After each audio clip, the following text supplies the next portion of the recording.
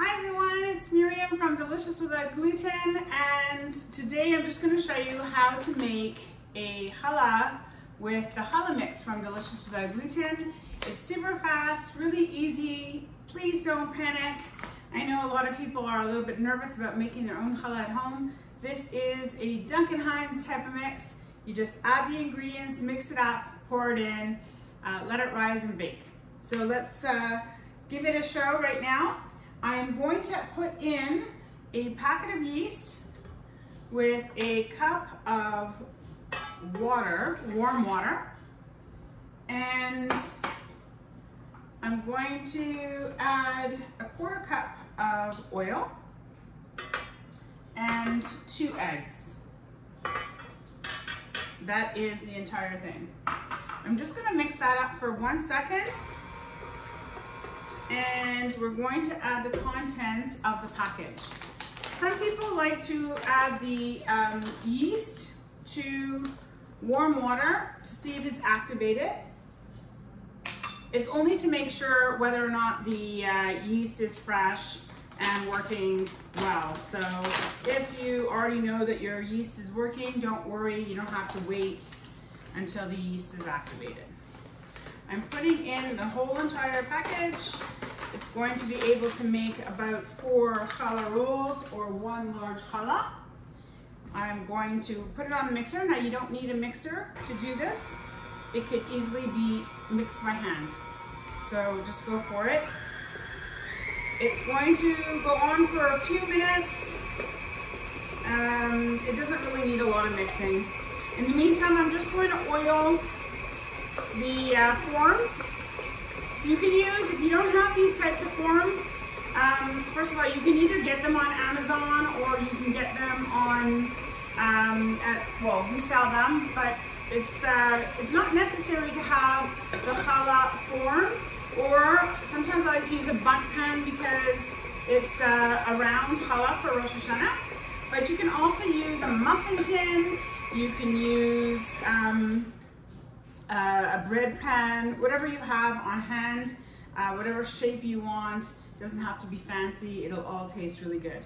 I don't know if you can see this, but it is a very light batter, okay? And it's very soft and even, and this is the time where if you wanted to add apples or raisins or chocolate chips or whatever else you want to have inside your batter, you would just add it now and then scoop it into your forms. And I am going to be using today chocolate chips on the outside of my challah. So any toppings that you would like that's going to be on the outside or on the top, we're going to put inside the form. So I'm going to sprinkle some chocolate chips on the bottom of my form. And you can put, that's where you can put your sesame seeds or whatever you want on the bottom to make it look nice. And then it's approximately 150 grams for the challah per cavity. So I just want to weigh mine. I'm going to divide it. If you don't have a scale, just try to divide it. It'll look about half full, okay? Whatever you have, you need to let it rise in double. So leave a half whatever you're using, whether you're using a muffin tin, just fill it up halfway and then let the rest of it rise. It'll take about an hour to rise. You can use some saran wrap on top to let it keep warm, or just put it right into a warm space, an oven that was on previously, and then just let it rise up to the top, usually when it's like flat right on the top of it.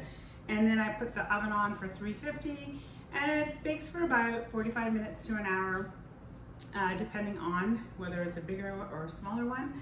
And that's it. I'm going to bake this one, divide the dough, bake it, and then we'll pop it out together.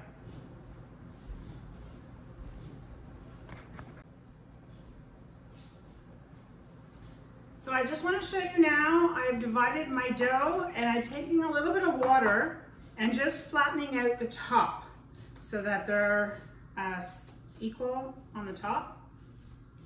And I will be putting some saran wrap also on the top. But first I'm going to oil my saran wrap,